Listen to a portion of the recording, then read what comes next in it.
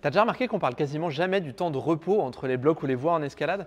Alors qu'en muscu par exemple, jamais on va te donner un exercice sans te donner en même temps le temps de repos nécessaire entre les séries ou entre les exercices. Donc je te propose de prendre une minute pour t'expliquer 2-3 trucs sur le repos en escalade. Déjà, pourquoi on a besoin de repos?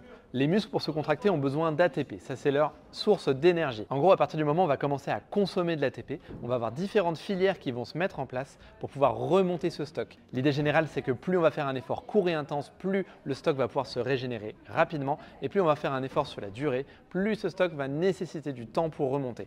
Maintenant, c'est bien joli la théorie, mais toi, ce que tu veux savoir, c'est combien de temps tu dois te reposer entre deux blocs, par exemple. Déjà, il faut savoir que cette capacité à se refaire, elle est quand même assez personnelle, mais je vais te donner des grandes généralités.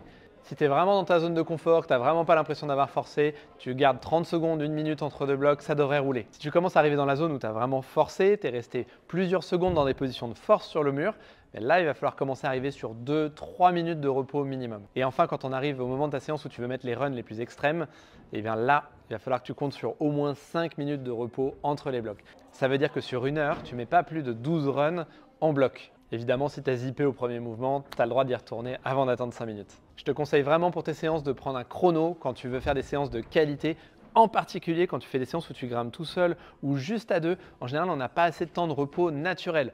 Le top, c'est de grimper en groupe parce que quand on grimpe en groupe et sur les mêmes projets ou sur la même zone, naturellement, on va générer des temps de repos beaucoup plus importants. Et pour te donner un petit truc en plus, quand tu es en repos, c'est un moment qu'il faut rendre actif.